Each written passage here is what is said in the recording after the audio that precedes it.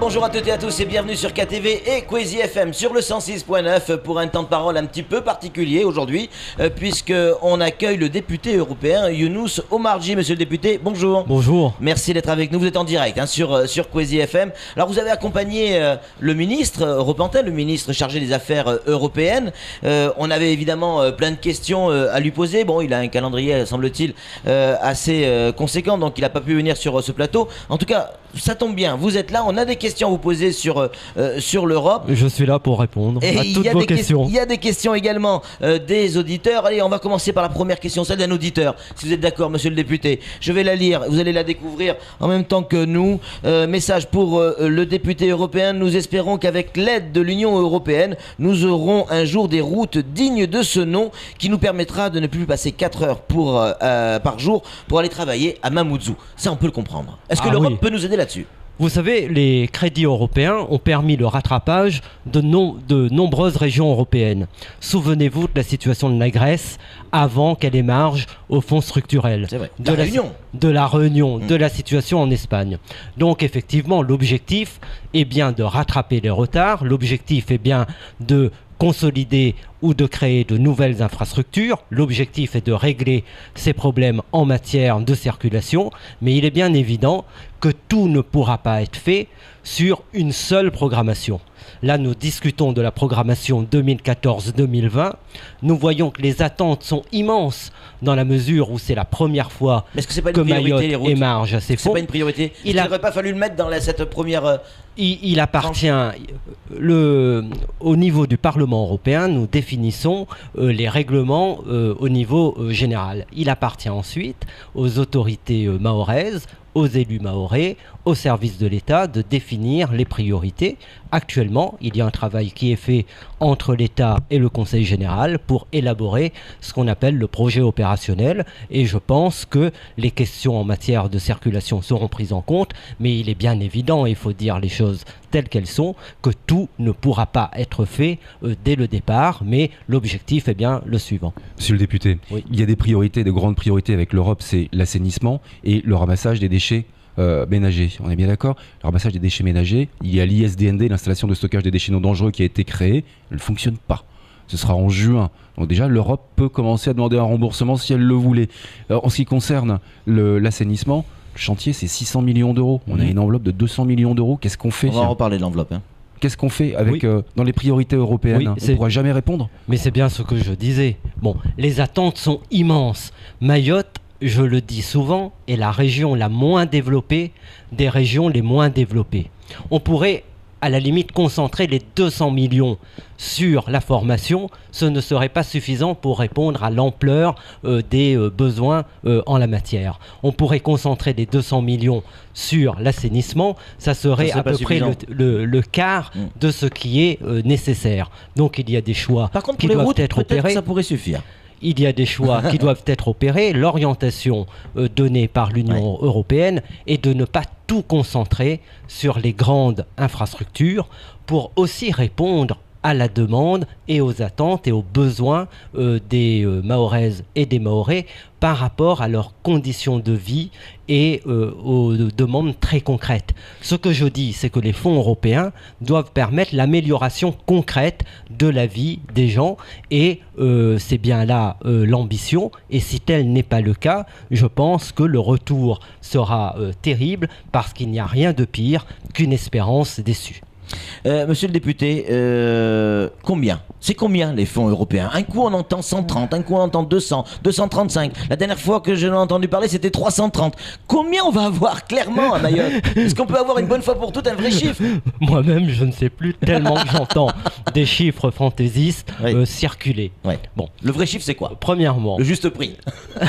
L'appartenance à la famille des régions européennes n'est pas seulement une question de chiffres. Ouais. Bon, Mayotte est, je crois, la seule région européenne qui n'est pas européenne par la fatalité de la géographie, mais elle est dans la famille des régions européennes par choix, par une volonté, par l'adhésion à des valeurs. Et je crois qu'il faut le rappeler. concernant cette affaire de chiffres, il y a une décision du Conseil européen qui indique que Mayotte a 200 millions au titre des fonds structurels. Bon, j'avais dénoncé cette décision puisque par l'application mécanique des critères, tout le monde connaît très bien cette question. Maintenant, Mayotte aurait pu bénéficier entre 475 et 500 millions d'euros. Mais c'est un débat qui est derrière nous, bien que je crois qu'il était important d'affirmer la nécessaire non-discrimination de Mayotte. Il faut toujours se faire respecter et surtout en Europe parce que cela aura des conséquences dans la manière dont nous négocierons les futurs programmes. Ensuite, à côté des fonds structurels... Donc à côté de ces 200 millions. À côté des 200 millions, il y a une série d'autres enveloppes qui correspondent à d'autres politiques qui viennent s'ajouter. Mais elles viennent s'ajouter aux fonds structurels pour Mayotte, comme elles viennent s'ajouter aux fonds structurels pour les autres régions européennes. Donc ce sont les crédits pour la pêche, par exemple, les crédits du FEAMP. Nous avons bataillé ferme avec la commissaire Damanaki, avec les députés des RUP depuis plus d'un an et demi. Ces crédits augmentent de plus de 50%. Donc le tout, ça fait combien, grosso modo, pour Mayotte? Le ministre dit que c'est autour de 320, 330, un peu plus de 330 millions. Je pense que c'est dans cet ordre-là. Donc le vrai chiffre, c'est aux alentours de 330 millions pour les 5 années à venir. Pour les 7 années à venir, pardon. Pour les 7 années à venir, jusqu'à 2020. Et au-delà de 2020, il y aura à nouveau une grande discussion sur l'avenir de la politique régionale. Et là, peut-être qu'on touchera ce qu'on devait toucher la première fois, non? Et là, il faudra voir ce que deviendra cette politique régionale qui est contestée par un certain nombre d'États. Je pense à la Grande-Bretagne, vous en parliez ce matin, qui fait partie de ces pays qui ne sont pas les amis des régions les moins développées d'Europe, qui considèrent qu'on met trop d'argent pour ces régions en retard, que ces crédits sont mal dépensés et qui, programmation après programmation, bataille pour que ces crédits baissent. Dans le budget actuel, ces crédits baissent déjà. Ils étaient autour de 347 milliards d'euros sur cette année. Ils sont à 325 milliards d'euros pour cette programmation. Younous Omarji, est-ce que vous entendez également, j'allais dire, les eurosceptiques? Alors je sais que ça va vous faire dresser les poils sur les bras, mais il y en a à Mayotte. En tout cas, il y a des personnes qui se posent des questions, les commerçants qui ne comprennent pas cette histoire de normes, ils ne comprennent pas pourquoi leurs containers sont bloqués à Longoni, qui ne peuvent, alors que c'est de l'argent qui est bloqué là-bas. Est-ce que vous les entendez? Est-ce que le ministre entend ces craintes? Mais évidemment que nous les entendons. Nous avons d'ailleurs milité auprès de la Commission européenne pour que Mayotte bénéficie de dérogations, d'une part, et que d'autre part, qu'un délai important puisse être accordé à Mayotte pour intégrer ce qu'on appelle l'acquis communautaire, c'est-à-dire l'application des normes.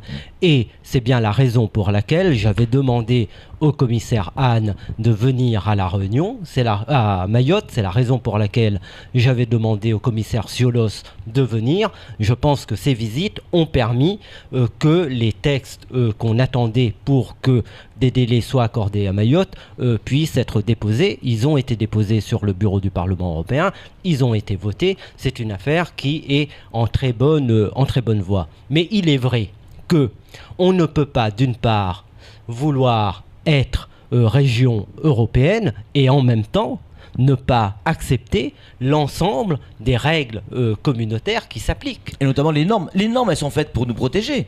Et les normes, il y a effectivement des difficultés pour le monde économique pour intégrer dans un temps parfois court les normes.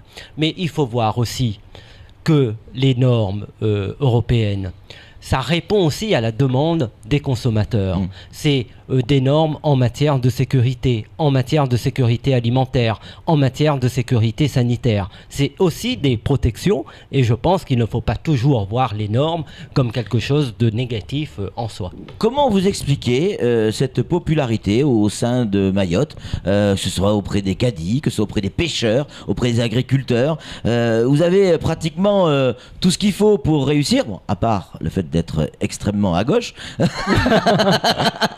Vous en êtes sûr? Vos amis, c'est quand même Mélenchon, etc., etc. Quand même, donc, vous savez, j'ai beaucoup d'amis. Oui. Vous positionnez comment? Vraiment à gauche ou pas? Politiquement parlant? Vous savez, je me positionne du côté de l'efficacité pour nos régions.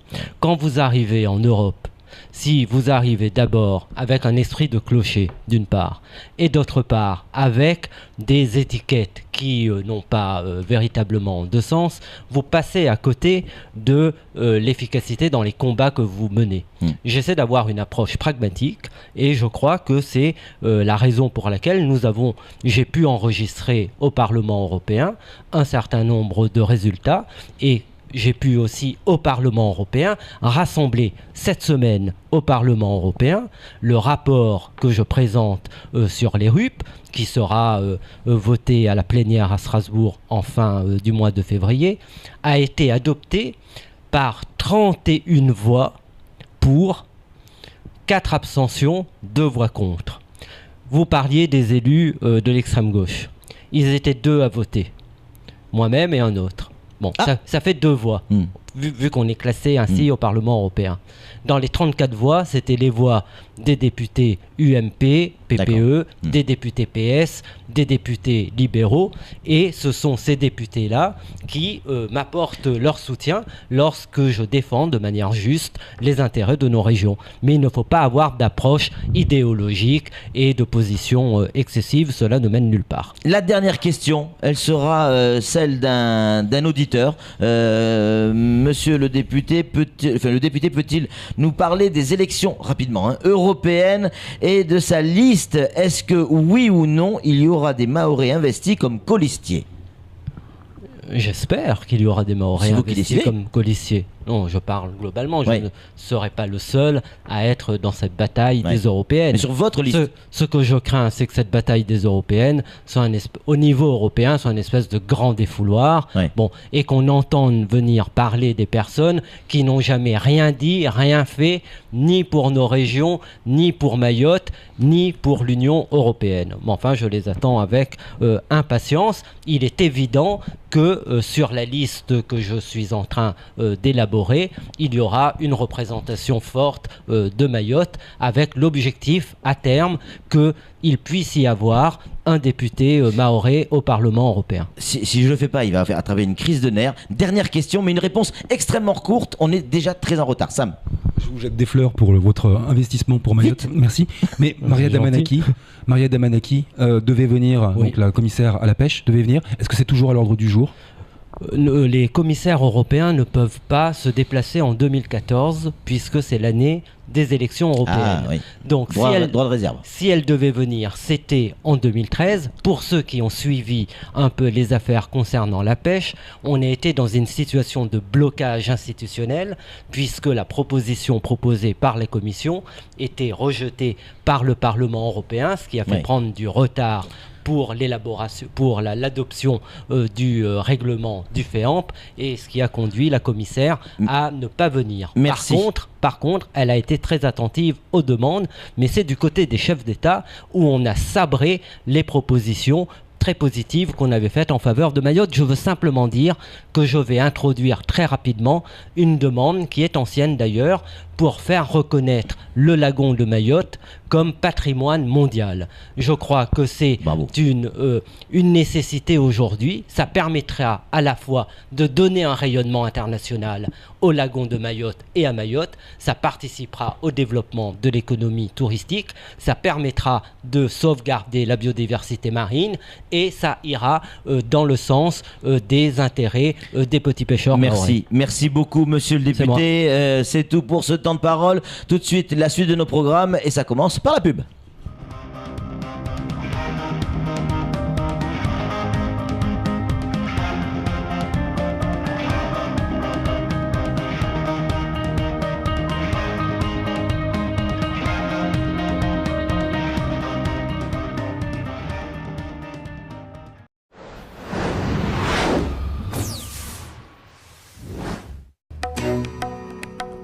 Coucou, c'est Mariam. Drôle de Dame saison 2, c'est parti. Si vous souhaitez participer à nos émissions, rejoignez-nous sur la page Facebook Drôle de Dame Kwezi Télévision. Vous aurez le loisir de consulter tous les thèmes de cette année. Et si vous souhaitez avoir un peu plus d'informations sur l'émission, contactez-moi à mariam.drôlededame@gmail.com. Allez, bisous. Ciao.